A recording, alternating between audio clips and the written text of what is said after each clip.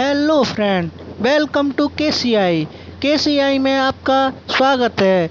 दोस्तों, आज मैं आपको बताऊंगा यूपी बोर्ड की 12th क्लास की हिंदी के चैप्टर राष्ट्र का स्वरूप तथा उनके लेखक वासुदेव शरण अग्रवाल जी का पूरा जीवन परिचय मैं इस वीडियो में आपको बताऊंगा। के बाद इस पाठ के गद्यांशों को भी मैं इस वीडियो में आपको बताऊंगा।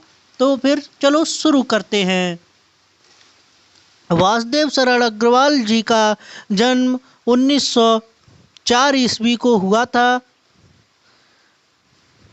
तथा उनकी मृत्यु 1967 ईस्वी को हो गई तथा इनका जन्म मेरठ जिले के खेड़ा नामक गांव में हुआ था। अब चलो हम विस्तार से उनके जीवन परिचय के बारे में जानते हैं।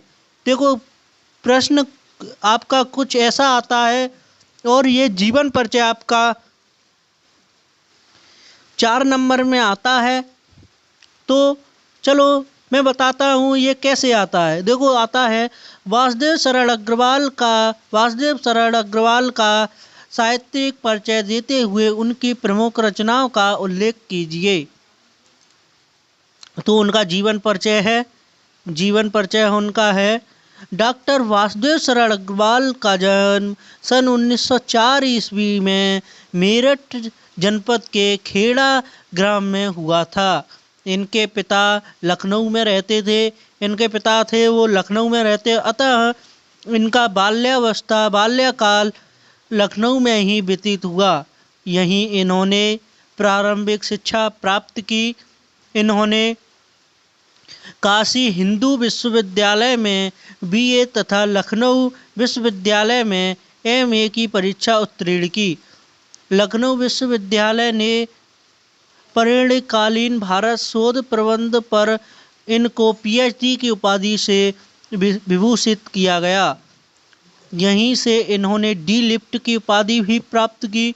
इन्होंने पाल, संस्कृत, अंग्रेजी आदि भाषाओं तथा प्राचीन भारतीय संस्कृत और पुरातत्व का गहन अध्ययन किया और इन क्षेत्रों में उच्च कोटि के विद्वान माने जाने लगे।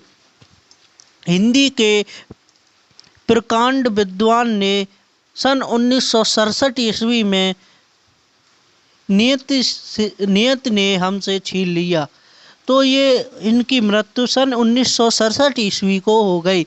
आप ऐसे भी लिख सकते हैं, वासुदेव शरण अग्रवाल जी की मृत्यु सन 1967 ईस्वी को हो गई। अब इनका साहित्यिक परिचय देखते हैं। देखो, इनकी साहित्यिक सेवाएं डॉक्टर अग्रवाल लखनऊ और मथुरा के पुरातत्व संग्रहालयों में निरीक्षक तथा केंद्रीय पुरातत्व विभाग के संचालक और राष्ट्रीय संग्रहालय दिल्ली के अध्यक्ष रहे। कुछ काल तक वे काशी हिंदू विश्वविद्यालय में इंडोलॉजी विभाग के अध्यक्ष भी रहे। डॉक्टर अग्रवाल ने मुख्य रूप से पुरातत्व को ही अपना विषय बनाया। इन्होंने प्रागैतिहासिक, वैदिक तथा पौराणिक साहित्य में मर्म का उद्घाटन किया और उनकी रचनाओं में संस्कृति और प्राचीन भारतीय इतिहास का प्रामाणिक रूप से प्रस्तुत किया। वे अनुसंधाता तथा निबंधकार और संपादक के रूप में भी प्रतिष्ठित रहे। इनकी कृतियां डॉक्टर अग्रवाल ने निबंध रचना, शोध और संपादक के क्षेत्र में महत्वपूर्ण कार्य किया। उनकी रचनाएं अग्रलिखित है। इनकी प्रमुख रचनाएं हैं, तो पहला है निबंध संग्रह उनका पृथ्वीपुत्र। नंबर 2 है कला और संस्कृत।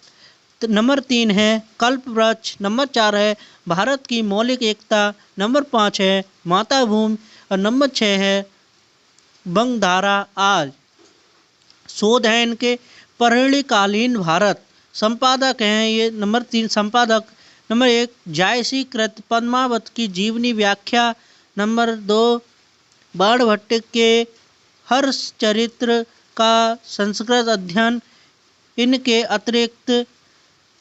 इसके अतिरिक्त इन्होंने पाली, प्राकृत और संस्कृत के अनेक ग्रंथ का भी संपादन किया। इनकी भाषा शैली है इनकी अग्रवाल जी की भाषा शुद्ध और परिष्कृत खड़ी बोली, जिनमें व्यवहारिकता, सुबोधता और स्पष्टता सर्वाधिक विद्यमान है। इन्होंने अपनी भाषा में अनेक देशज शब्दों का प्रयोग किया, जिससे भाषा में सरलता और सुबोधता उत्पन्न हुई। इनकी भाषा में उर्दू, अंग्रेजी आदि शब्दावली, मुहावरों तथा लोकोक्तियों का प्रयोग प्राय नहीं हुआ है। इस प्रकार इनकी प्रौढ़ संस्कृतनिष्ठ और प्रांजल भाषा में गंभीरता के साथ सुबोधता, प्रभाव और ललित्य विद्यमान है। शैली के रूप में इन्होंने गवेषणात्मक, व्याख्यात्मक एवं उदाहरण शैलियों का प्रयोग प्रमुखता से किया है। अब है हिंदी साहित्य में स्थान। हिंदी साहित्य में स्थान है पुरातत्व विशेषज्ञ डॉक्टर वासुदेव सरल अग्रवाल हिंदी साहित्य में पांडित्यपूर्ण एवं सुललित निबंधकार के रूप में प्रसिद्ध हैं। पुरातत्व व अनुसंधान के क्षेत्र में उनकी समता कर पाना अत्यंत कठिन है। उन्हें एक विद्वान टीकाकार एवं साहित्यिक ग्रंथों के कुशल संपादक के रूप में भी जाना जाता है।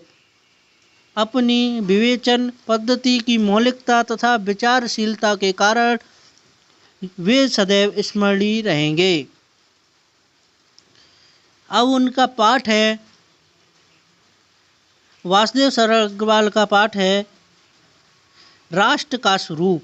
इनके पाठ का नाम है राष्ट्र का स्वरूप। अब इन्होंने ये पाठ लिखा है राष्ट्र का स्वरूप।